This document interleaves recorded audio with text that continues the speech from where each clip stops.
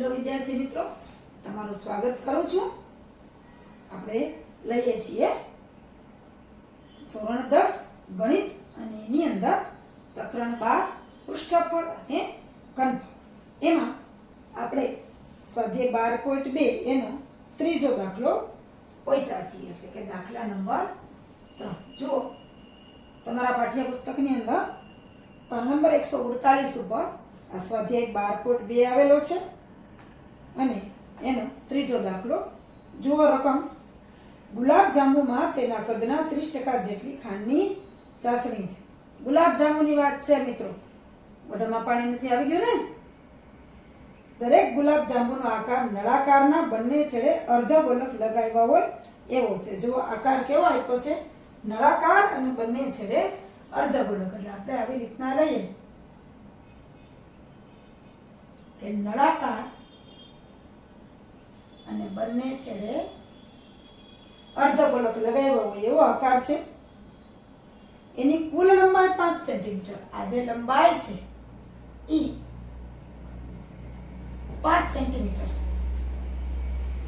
આ સુધી થશે. એમ તો કુલ લંબાઈ છે 5 સેન્ટીમીટર છે અને વ્યાસ છે એ 2 સેન્ટીમીટર છે. 2.8 સેન્ટીમીટર છે વ્યાસ છે.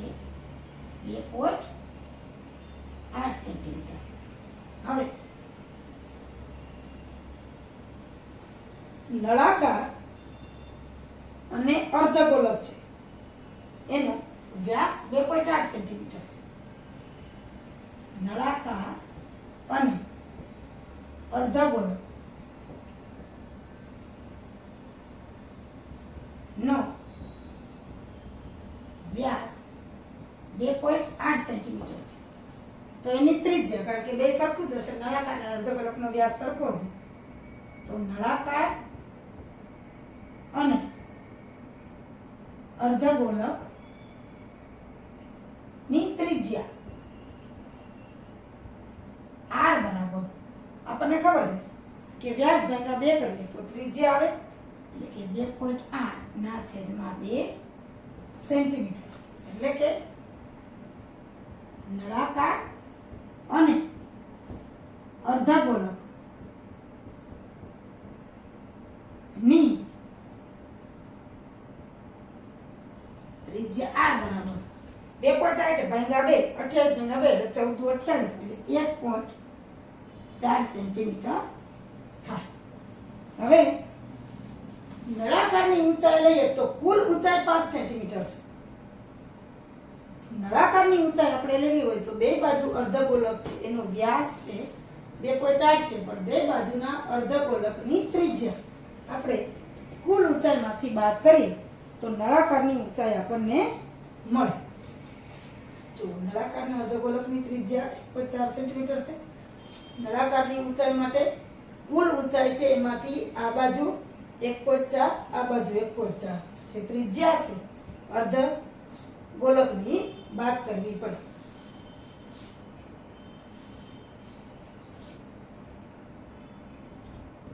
નળાકારની ઊંચાઈ h બરાબર કુલ ઊંચાઈ ઓછા 2 અર્ધગોલકની ત્રિજ્યા. તો કુલ ઊંચાઈ છે આપણી પાસે 5 સેન્ટીમીટર ઓછા 2 અર્ધગોલકની ત્રિજ્યા છે 1.4. તો h બરાબર 5 ઓછા 14 28 એટલે 2.8. તો h બરાબર, હવે 5 પૂરેપૂરા છે, 2.8 છે અપૂર્ણાંકમાં છે, એટલે આપણે બાદબાકી કરીએ તો 5.0 અને 2.8 એવી રીતે આપણે બાદ કરવા પડે. પોઈન્ટની નીચે જ પોઈન્ટ મૂકવાનો. અહીં ભલે 0, અહીંયા 4, 10 માંથી 8 જાય તો 2 અને 4 માંથી 2 જાય તો 2, એટલે 2.2 નળાકારની ઊંચાઈ આવે. હવે એક ગુલાબ જાંબુ છે એ કેવા છે કે નળાકાર અને બે છેડે અર્ધગોલક, એટલે કે કુલ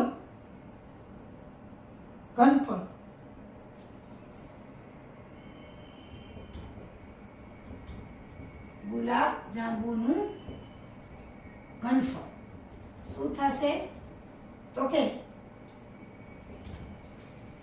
નળાકારનું ઘનફળ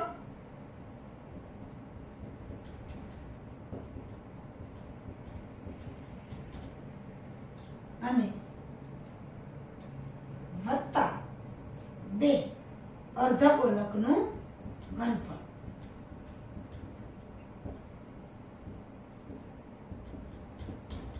કારણ કે નળાકારના બંને છેડે અર્ધગોલક છે એટલે ગુલાબજાંબુનું ઘનફળ નળાકારનું ઘનફળ વત્તા 2 અર્ધગોલકનું ઘનફળ. હવે એના આ સમીકરણ જે છે એમાં આપણે સૂત્ર મૂકીએ અને પછી દાખલો કરીએ.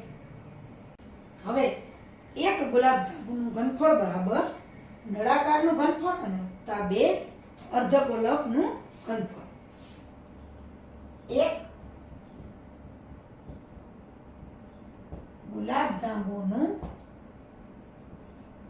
ઘનફળ બરાબર આપણે જોઈએ કે નળાકારનું ઘનફળ એટલે પાઈ r સ્ક્વેર h વત્તા 2 છેડે અર્ધગોલક છે એટલે 2 અર્ધગોલકનું ઘનફળ એટલે 2 અર્ધગોલક એટલે 2/3 પાઈ r ઘન. હવે જેટલું સરખું છે એ આપણે બહાર કાઢી લઈએ તો પાઈ છે r વર્ગ પાઈ r વર્ગ અહીંયા આવશે તો અહીંયા આવશે h વત્તા 2 અને 2 એટલે કે 4/3 પાઈ r વર્ગ નીકળી ગયા એક વખત r રહ્યા છે.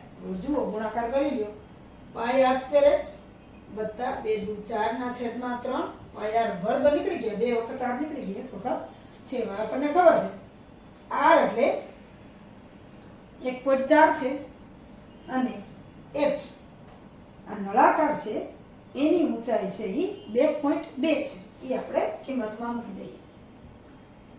પાઈ એટલે આપણે લઈએ 22/7 r એટલે 1.4 ગુણ્યા 1.4 કૌંસમાં લઈએ h એટલે 2.2 વત્તા 4/3 અને અહીંયા આવશે 1.4. હવે જુઓ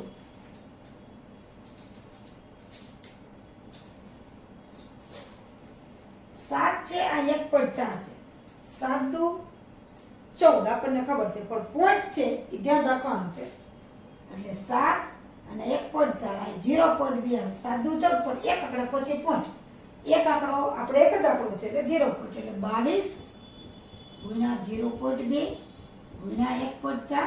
હવે અહીંયા જુઓ તો 2.2 વત્તા 1.4 ગુણ્યા 4 કારણ કે છેદ ઉડે એમ નથી 14 ચોખ્ખું 56 એટલે 5.6 ના છેદમાં 3. હવે જેમ બને એમ આપણે ગુણાકાર કરતા જઈએ 22 દુ 44 4.4 રાખી દઈએ 1.4. હવે આ લઘુત્તમ સાધારણ અવયવ આવશે 3 2.2 ગુણ્યા 3 વત્તા 5.6 6 ના છેદમાં 3 એટલે એક ગુલાબજાંબુનું ઘનફળ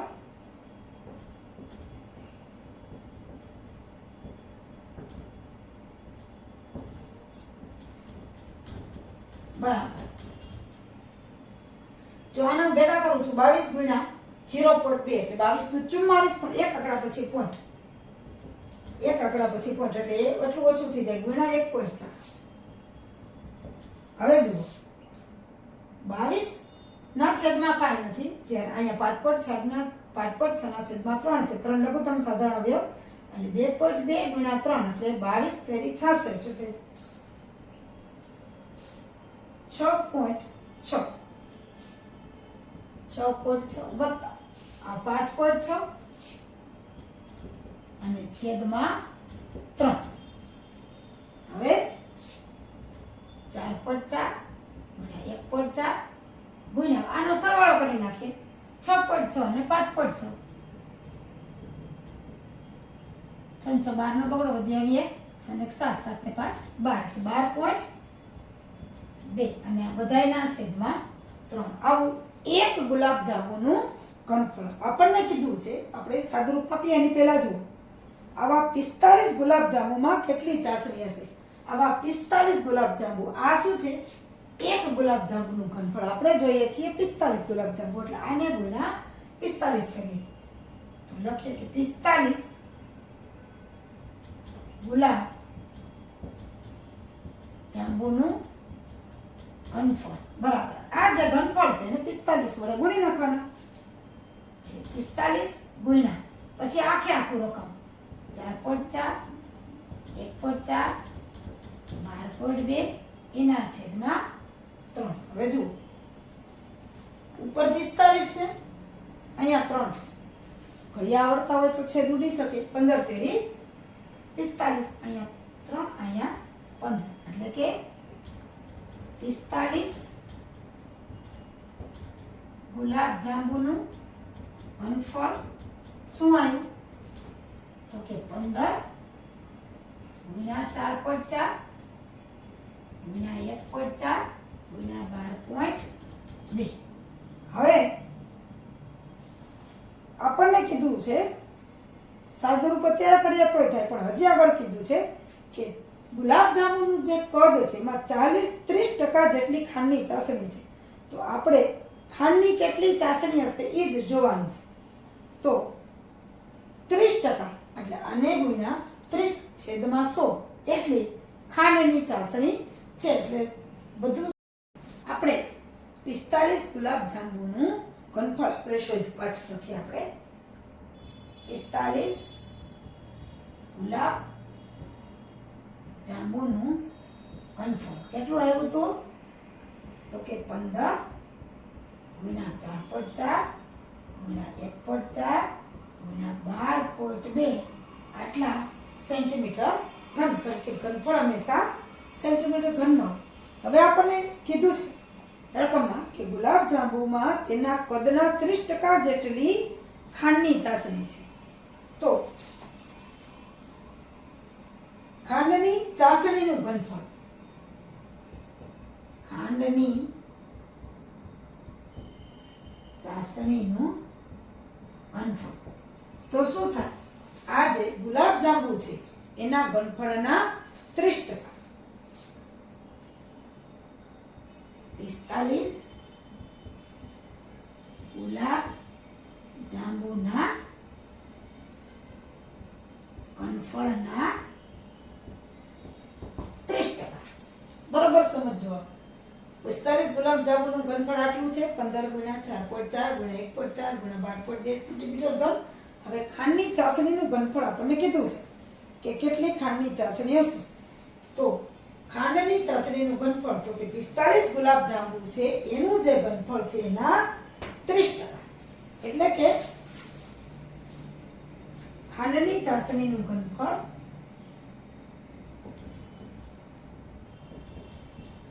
હવે આપણે કિંમતો મૂકીએ. ટકા છે હંમેશા 100 માંથી જોઈએ. 30% છે એટલે 30 ના છેદમાં 100. આ જે રકમ છે એને ગુણ્યા 30 અને છેદમાં 100 થશે. એટલે કે 30 ના છેદમાં 100 અને બાકી આ બધું જ 15 ગુણ્યા 4.4 15 4.4 1.4 અને 12.2. હવે જો આપણને ખબર છે કે આ મીંડું નીકળી જાય. હવે આપણે ગુણાકાર કરી છેદમાં 10 10 મૂકી દઈએ અને પોઈન્ટ કાઢી નાખીએ એટલે આપણને સરખું પડે. હવે 3 ગુણ્યા 15. હવે જુઓ અહીં 44 ને બદલે 4.4 ને બદલે 44 લખું છું, અહીં 1.4 ને બદલે 14 લખું છું, 12.2 ને બદલે 122 લખું છું. હવે જોજો આ 10 તો છે જ ગુણ્યા આ 4.4 એના 44 કર્યા, પોઈન્ટ પછી એક આંકડો છે એટલે એના 10, પછી અહીંયા પણ એ જ રીતે પોઈન્ટ પછી એક આંકડો છે એટલે એના 10 અને અહીંયા પણ એક આંકડો છે પોઈન્ટ પછી એટલે એના 10. હવે આપણે ઉડીએ એટલા છેદ ઉડાડીએ થાય એટલા અને બાકી ગુણાકાર કરશું. હવે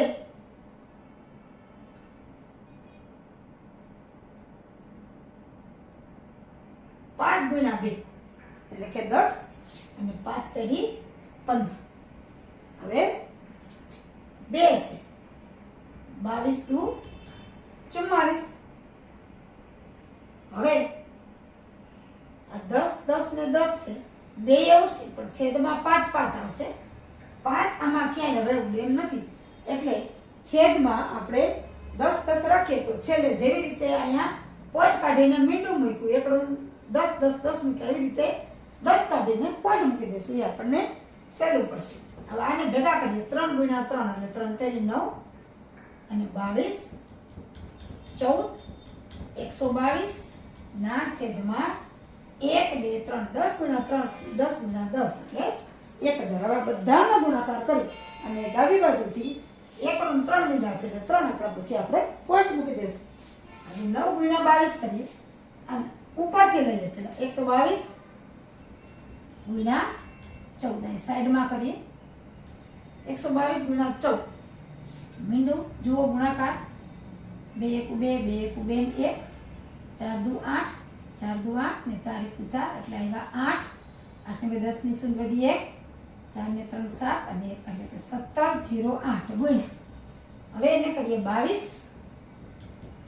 0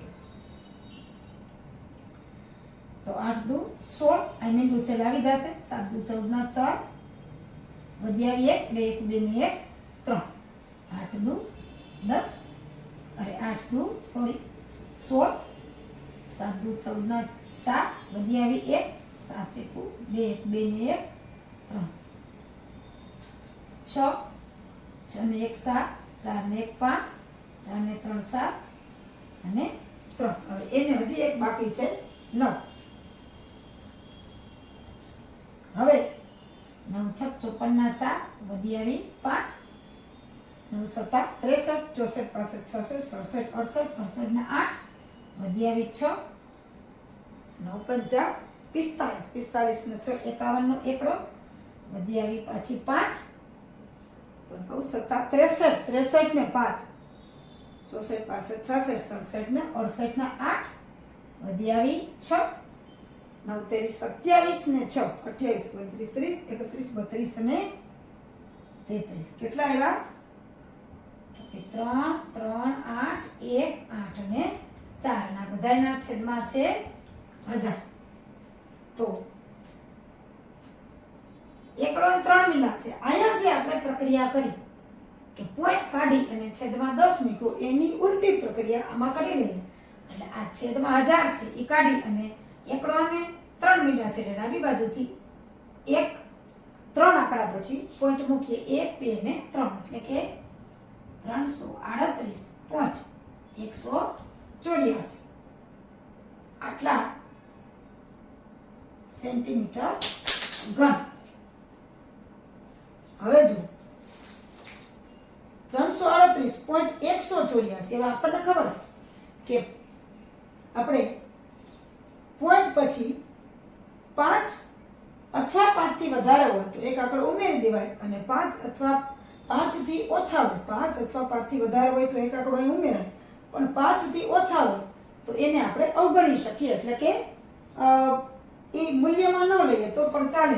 આને 338 સેન્ટીમીટર ઘન આપણે લખી શકીએ કારણ કે પોઈન્ટ 184 છે એક એટલે 5 થી ઘણો નાનો છે એટલે આપણે અવગણી શકીએ. આ જવાબ પણ સાચો છે અને આ જવાબ પણ સાચો છે.